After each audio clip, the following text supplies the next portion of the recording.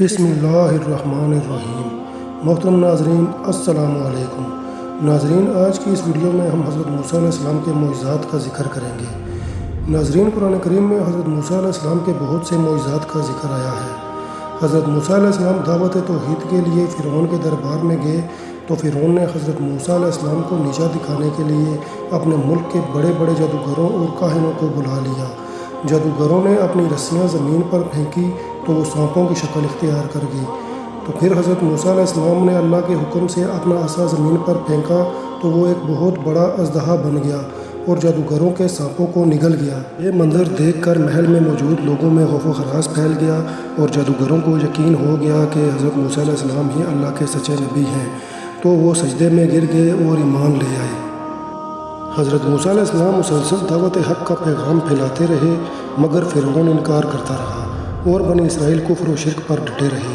تو حضرت موسیٰ علیہ السلام نے اللہ سے دعا کی کہ وہ ان پر عذاب نازل کرے۔ ان پر ٹڈی دل کا عذاب نازل ہوا جو ان کے فصلوں اور درختوں پر مسلط ہو گیا اور ان کے لیے آفت و مصیبت بن گیا۔ وہ حضرت موسیٰ علیہ السلام کے پاس اکٹھے ہوئے اور معافی تلافی کرنے لگے، کہنے لگے کہ ہمیں اس عذاب سے نجات دلوا دو، ہم تم پر ایمان لے آئیں گے۔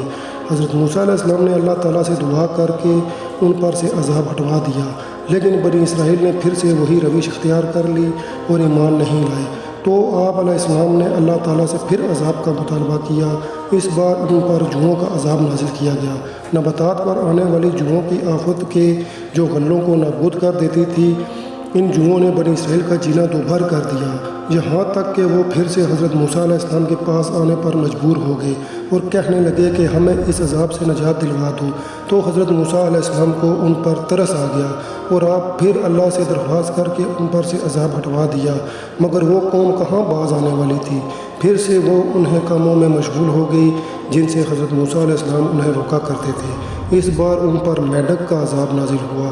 دریا نیل سے نکلتے مینڈک کے جن کی نسل اتنی بڑی کہ بنی اسرائیل کی زندگی اجیرن ہو گئی، ہر جگہ وہی مینڈک نظر آتے، ان کے کپڑوں پر، ان کے کھانے میں، ان کے گھروں میں۔ یہ ایک بار پھر سے حضرت موسیٰ علیہ السلام کے پاس آئے اور آپ نے پھر سے انہیں معاف کرتے ہوئے اللہ تعالیٰ سے دعا کر کے وہ عذاب ختم کروا دیا۔